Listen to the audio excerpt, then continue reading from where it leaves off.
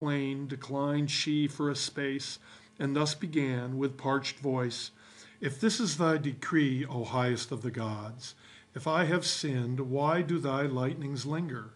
For if doomed by fires consuming, I to perish must, let me now die in thy celestial flames, hurled by thine arm, and thus alleviate by thine omnipotence this agony. How difficult to open my parched mouth and speak these words," the vapors choking her.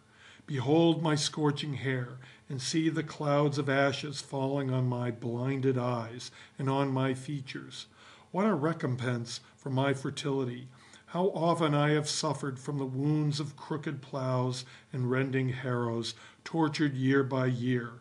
For this I give to cattle juicy leaves, and fruits to man, and frankincense to thee. Suppose destruction is my just award, what have the waters and thy brother done? Why should thy brother's cooling waves decrease, and thus recede so distant from the skies? If not thy brother's good, nor mine may touch thy mercy, let the pity of thy heaven, for lo, the smoking poles on either side attest, if flames consume them, or destroy the ruin of thy palace. Atlas, huge, with restive shoulders, hardly can support thy burning heavens. If the seas and lands together perish, and thy palace fall, the universe confused will plunge once more to ancient chaos. Save it from this wreck, if anything survive the fury of the flames." So made the tortured earth an end of speech, and she was fain to hide her countenance in caves that border on the nether night.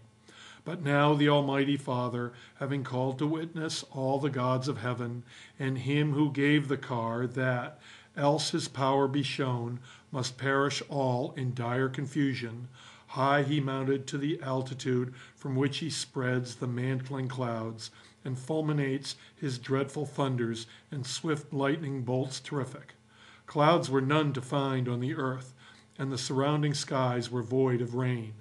Jove, having reached that summit, stood and poised in his almighty hand a flashing dart, and, hurling it, deprived of life and seat the youthful charioteer, and struck with fire the raging flames. And by the same great force those flames enveloping the earth were quenched, and he who caused their fury lost his life.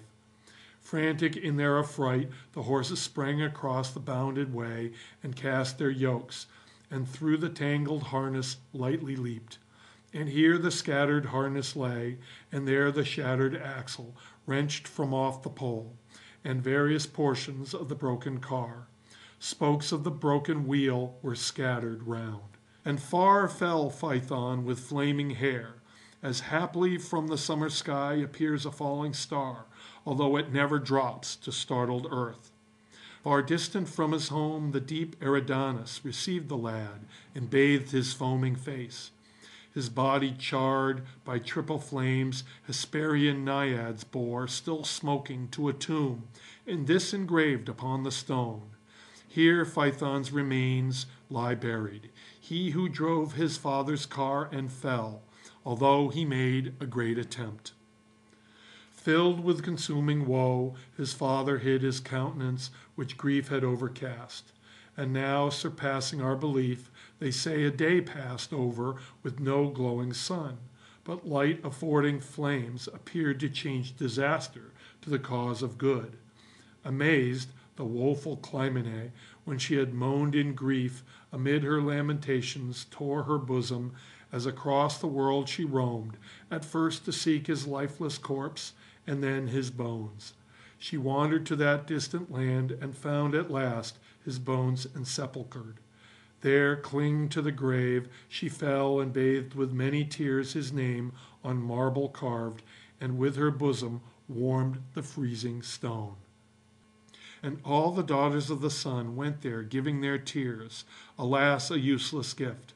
They wept and beat their breasts, and day and night called Phaethon, who heard not any sound of their complaint. And there they lay fordone, all scattered round the tomb.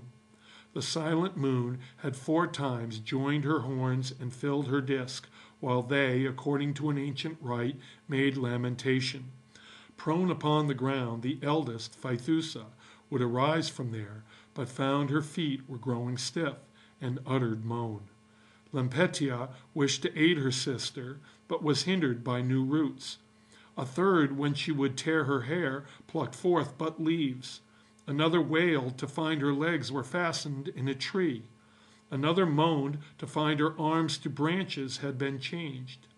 And while they wondered, bark enclosed their thighs and covered their smooth bellies, and their breasts and shoulders and their hands, but left untouched their lips that called upon their mother's name. What can she do for them? Hither she runs and thither runs, wherever frenzy leads. She kisses them, alas, while yet she may. But not content with this, she tried to hale their bodies from the trees. And she would tear the tender branches with her hands, but lo, the blood oozed out as from a bleeding wound. And as she wounded them, they shrieked aloud, "Spare me, O mother, spare me! In the tree my flesh is torn. Farewell, farewell, farewell." And as they spoke, the bark enclosed their lips. Their tears flow forth, and from the new-formed boughs amber distills, and slowly hardens in the sun. And far from there upon the waves is born to deck the Latin women. Cycnus, son of Sthenelus, by his maternal house akin to Phaethon, and thrice by love allied, beheld this wonderful event. He left his kingdom of Liguria and all its peopled cities to lament where the sad sisters had increased the woods beside the green banks of Eridanus. There, as he made complaint, his manly voice began to pipe a treble shrill, and long gray plumes concealed his hair. A slender neck extended from his breast, and reddening toes were joined together by a membrane. Wings grew from his sides, and from his mouth was made a blunted beak. Now Cycnus is a swan, and yet he fears to trust the skies and Jove, for he remembers fires unjustly sent, and therefore shuns the heat that he abhors, and haunts the spacious lakes and pools and streams that quench the fires.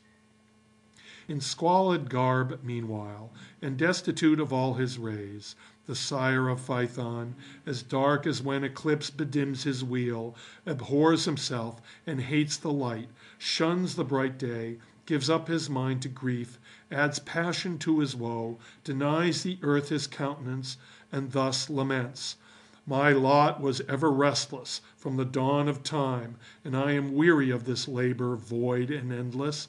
Therefore, let who will urge forth my car light bearing, and if none may dare, when all the gods of heaven acknowledge it, let Jove himself essay the task.